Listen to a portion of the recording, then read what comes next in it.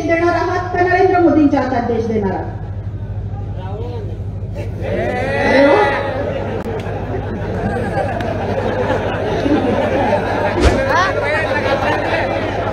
आम्ही काँग्रेसचा खासदार का निवडून द्यावा? उद्या आमचा देश कोणाच्या हातात सुरक्षित राहणार आहे? कोणाच्या हातामध्ये आमच्या भारताचं भविष्य द्यायचं आहे? कोण आमच्या देशाला पुन्हा एकदा महासत्ता बनवणार आहे? हे त्यांच्याकडून नाव येऊ देत आणि मग आपण विचार करू.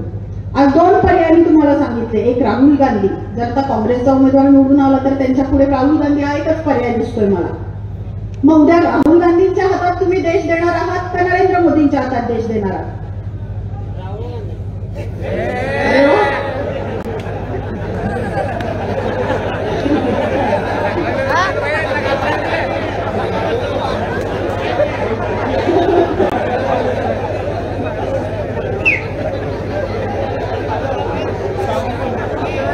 चेष्टेचा भाग वेगळा आहे, पण हा खूप गांभीर्याने घेण्याचा विषय.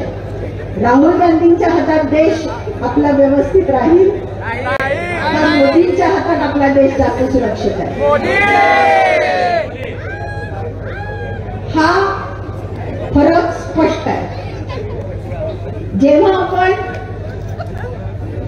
आपल्या उमेदवाराबद्दल मत मागत असतो तेव्हा आपला चेहरा फिक्स आहे. जसं मी सांगितलं, आमचा क्रिकेटचा कॅप्टन फिक्स आहे, त्यांचा तर कॅप्टनचा चेहरा सुद्धा नाही.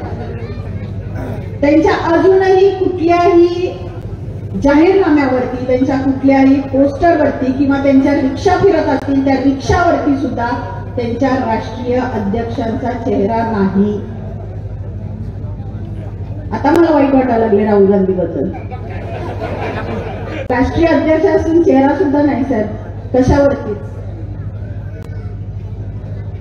मत मागायचंय कोणासाठी?